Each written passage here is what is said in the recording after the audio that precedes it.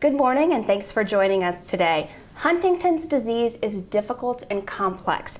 For years, many of the people who have it have been told there's simply no help. But that's not the case. Here at Nebraska Medicine, we have the only clinic in the area that focuses on managing symptoms. So here to talk more about that clinic and Huntington's disease is Neurologist Dr. Amy Hellman. Thank you for joining us today. Yes, thank you for having me. You bet. So before we get started, we do have a little disclaimer. We'd like to remind you that the information contained in this live chat is for informational purposes only. So if you have any specific questions about your health or medical condition, we'd ask you to direct those to your doctor. So I think the perfect place to start is with this question.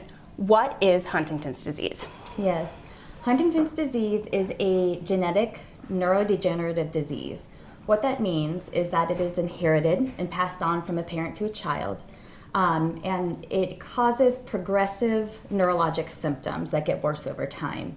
It's caused by a gene that's called the HTT gene that basically gets too long.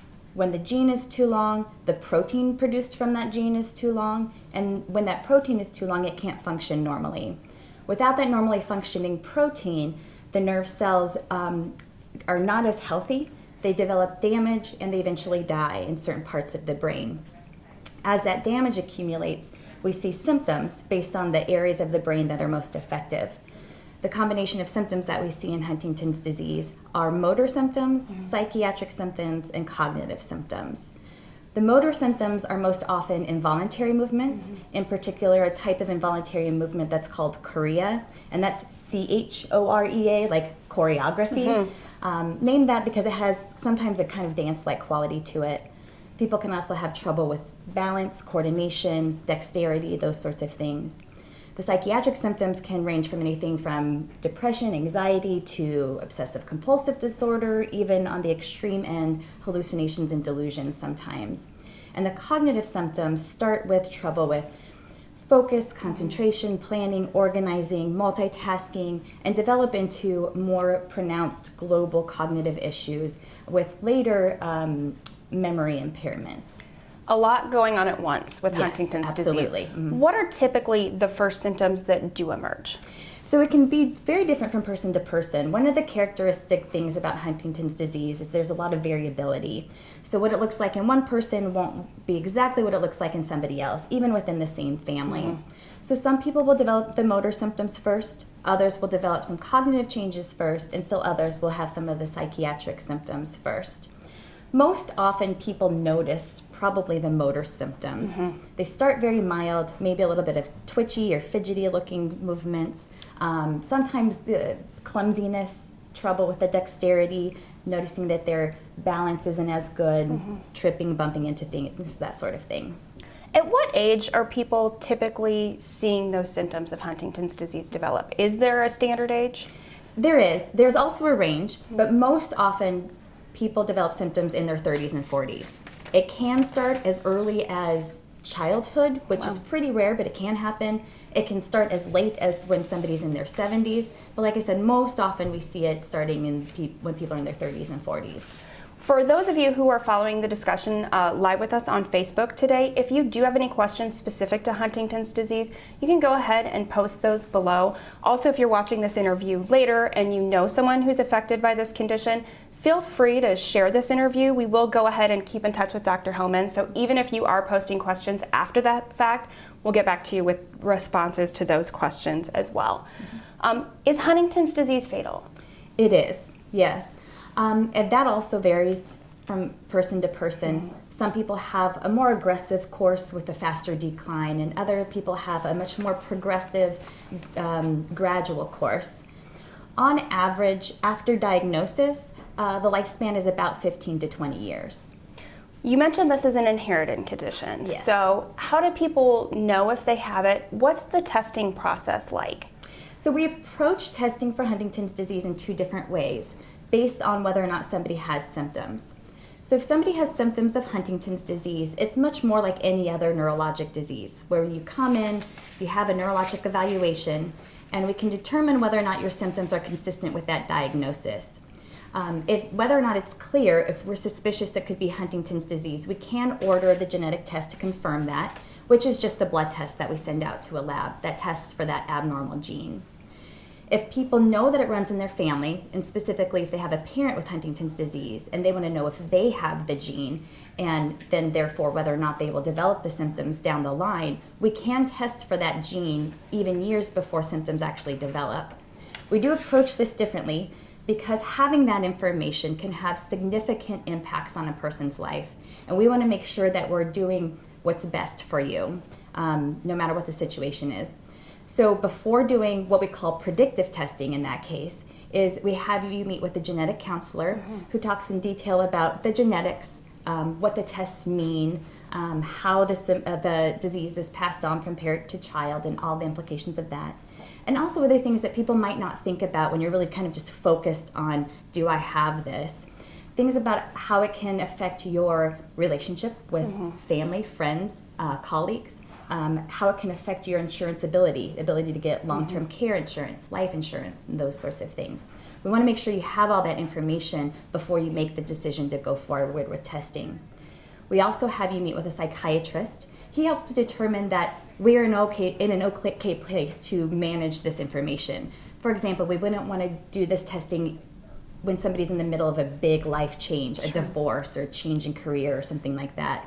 We want to make sure that you have the social support that you need to manage the diagnosis and what goes along with it, and that you're not in the middle of some major depression or anxiety attack or something like that.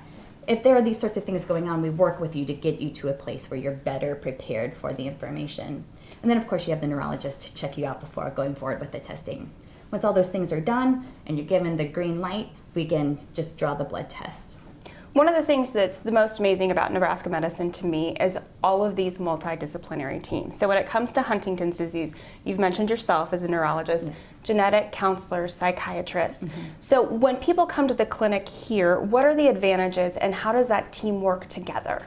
It's really nice for patients because it's kind of a one-stop shop. So in addition to myself and another neurologist, our psychiatrist and genetic counselor, we also have a social worker who's very helpful throughout different phases of the disease, from planning ahead to later if we need to help find placement in a nursing home or something like that, helping to identify financial resources and those sorts of things.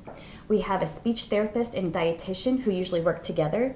In the same way that other movements can be affected, the movements of swallowing can be affected by Huntington's disease, which can cause trouble with swallowing safely. So our speech therapist helps us to monitor for that and manage that. And weight loss is a big problem in Huntington's disease. A lot of people can actually have a lot of trouble keeping a healthy weight on. So our dietitian helps us with plans to get in extra calories, making sure you're getting the nutrition that you need to stay as healthy as possible. We mentioned that this is the only clinic like this in the area. Yes. How far away do you see patients from, or how far away can you see patients from? We'll see patients from anywhere. We often see patients from throughout most of Nebraska, Kansas, South Dakota. We've had patients as far as Wyoming, and also, of course, Western Iowa.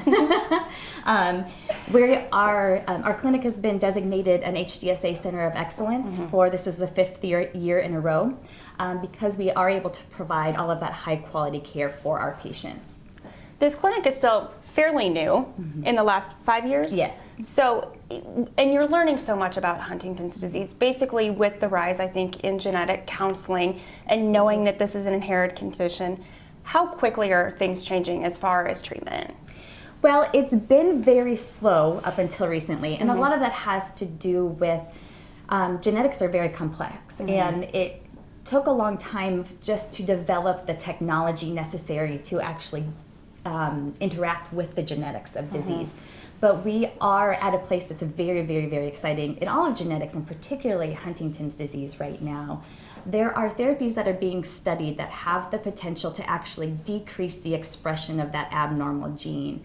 And by doing so, we expect that it will be able to delay the onset of symptoms, slow down the progression of symptoms, potentially even prevent the onset of symptoms. We're a few years away yet, but it's very exciting, and I do believe in the next few years we will have therapies that can actually modify the course of the disease. It's nice to know that there's that information on the horizon, that big things could be happening, especially for a condition that, as I mentioned at the beginning of the interview, people felt like there was no hope for this not that long ago. Yes, absolutely. definitely. If people know someone that has Huntington's disease, if they know that they maybe have a family history, what would you recommend? Where's a good place to start? Calling our clinic. We're the best place to start in the area. We work with people at all stages again. So from the very beginnings, just kind of inkling, just learning that it's in the family, throughout predictive testing, diagnosis, treatment, all from early all the way through late stages. So calling our clinic, and our nurse case manager will help to kind of funnel you into the best area based on what your questions or concerns are. And the opportunity to see all of those specialists in one area is that you mentioned that one-stop shop kind of, so that people are working together to understand your case as best as possible. Going to give you a little bit of information if you want to get started. NebraskaMed.com is our website. If you search Huntington's disease, we have a brand new section of the website built out where you can find more information and explore patient stories. Also, if you'd like to call and schedule an appointment, you can call 800-922-0000. An important topic, and you're making major headway with the team here and doing a lot of great work for patients. So thank you for your time today, Dr. Hellman. Absolutely, thank you. You bet, and thanks to all of you for tuning in.